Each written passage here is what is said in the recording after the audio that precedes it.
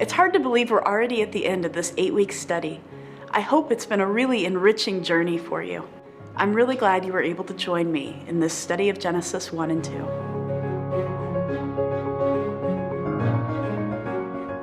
St. Francis is one of my favorite saints. And we have this chapel I'm sitting in now.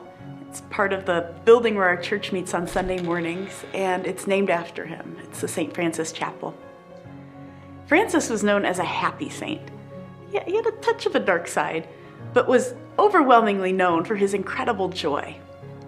While you might think people wouldn't want to follow him because he led such a strict life in many respects, there were hundreds of both men and women who were attracted to the freedom and peace and love that Francis embraced and exuded for all people as well as all creatures.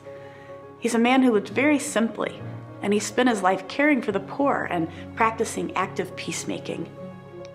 When I think about him in relation to the creation stories in Genesis, he embodies the kind of person who regularly ate from the tree of life.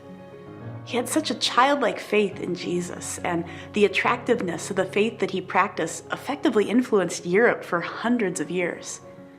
It's this childlike faith that we want to press into more for our final week of study.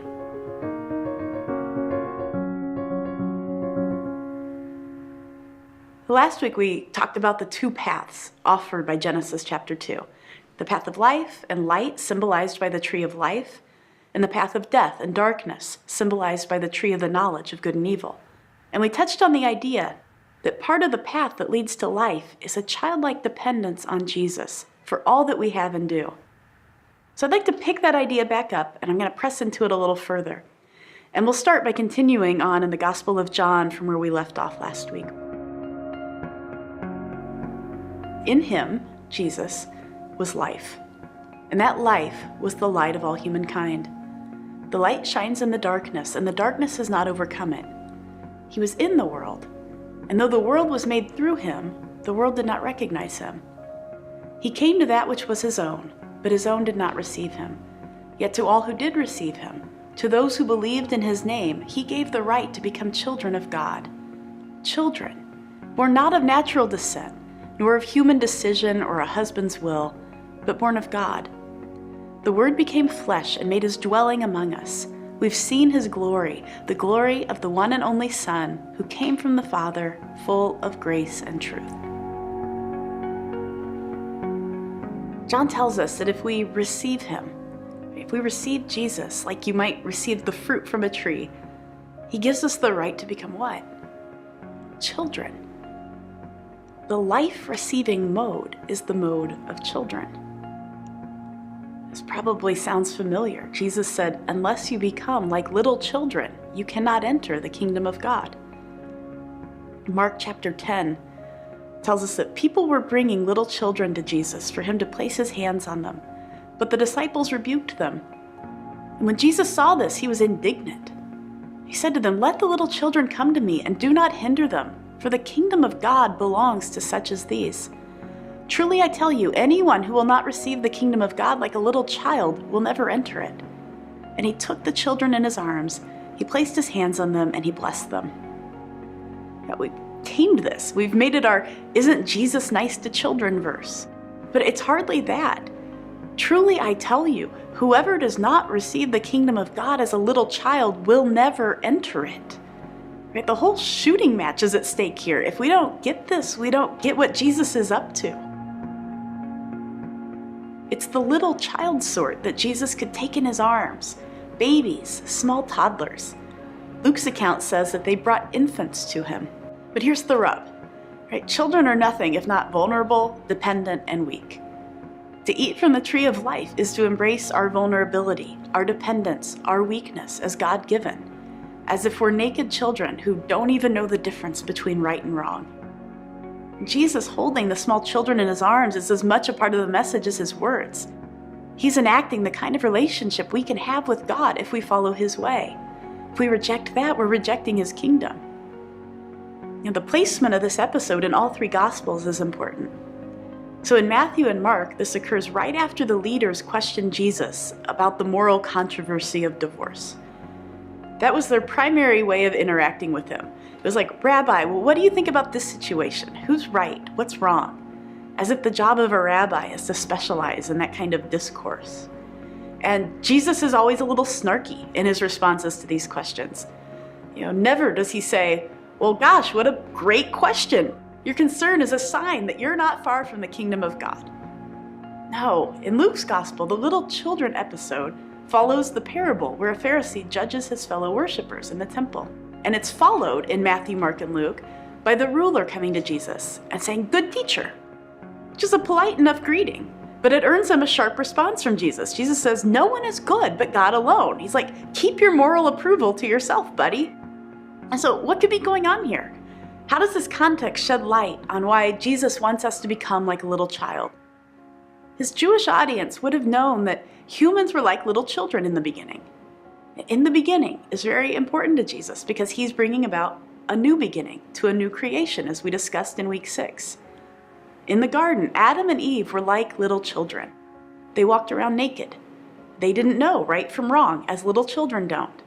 They had a simple conversational relationship with God. They talked to God and God talked back. They were vulnerable to danger, but God was there to guide and protect them as a parent guides and protects their young.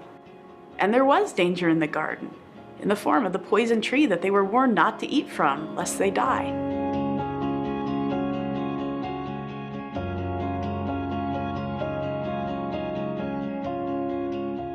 Biblical religion, as Jesus interprets it, is about being in a childlike relationship with God, in which God is the parent who cares for us, and we're the children who learn to trust Him to do us good. Our job is not to know the difference between good and evil so that we can be judges like God. Our job is to trust God, our Abba parent. And we're in a conversational relationship. We talk to God, He talks back. The episodes immediately before the become little children bit show the Pharisees are involved in the wrong project. They offered their followers the knowledge of good and evil. Jesus offered them life. When they came to Jesus with questions rooted in their pursuit of the knowledge of good and evil, He bristled. They thought it was their job to judge well. He thought that was God's job, not theirs. Judge not, or you too will be judged. This is Sermon on the Mount stuff. And once you see this, so much of the New Testament begins to make better sense.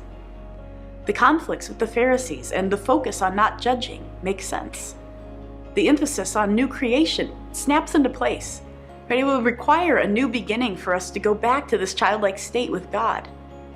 The emphasis that Jesus places on asking for what we want, like a child who doesn't filter his or her requests before making them, but just asks, that fits. The way of the cross makes better sense. Jesus rejects the way of might and right, and He goes the way of naked vulnerability. And this leads to life. The encouragement to relate to God as Abba parent, the familiar form of address that a child would employ with God.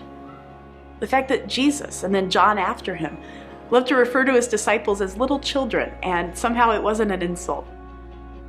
Now, I can imagine a young person might have this response. They might say, well, gosh, childhood is something you want to grow out of, not into, right? Or as a woman or a minority person, maybe saying, is this just another attempt by the privileged power structure to keep me in my place, to sort of infantilize me? Jesus' audience might have had that same response. They were on the wrong side of the power equation themselves in a major way. And the aim of the Jesus path was not to strip them of power, but to give them more. The power structures of this world are coming to an end, and Jesus is giving them the power that overcomes the world, not bends to it. Spiritual power doesn't operate the same way as worldly power. Our power is not in might. Our power is not in right. It's not in knowing right from wrong and dispensing our knowledge. Our power is in God, and it's a power that overcomes the world. Childlike faith describes our relation to God. In relation to God, there's room to grow, mature, learn to tie our shoes, fly to the moon, and still be little children in relation to God. That's where life is. That's the path to life that involves embracing and not running from the inescapable fact of our existence, which is our vulnerability.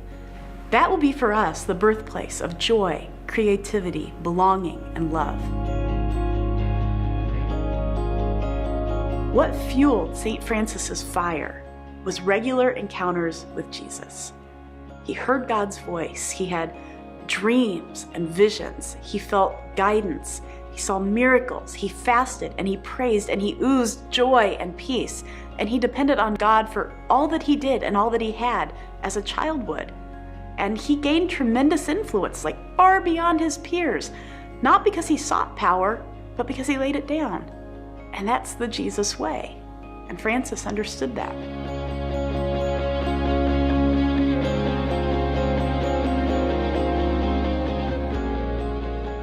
So I'll leave you with this. Go. Pursue Jesus. Pursue life. Be vulnerable with God. Learn to trust his voice as a child knows their parent. Recognize that our human drive to judge other people is a big problem, and leave the judging up to the one who is able. Eat of the tree of life, not of the tree of the knowledge of good and evil, and experience all that God has for you as a priest carrying his presence in this glorious temple we call earth.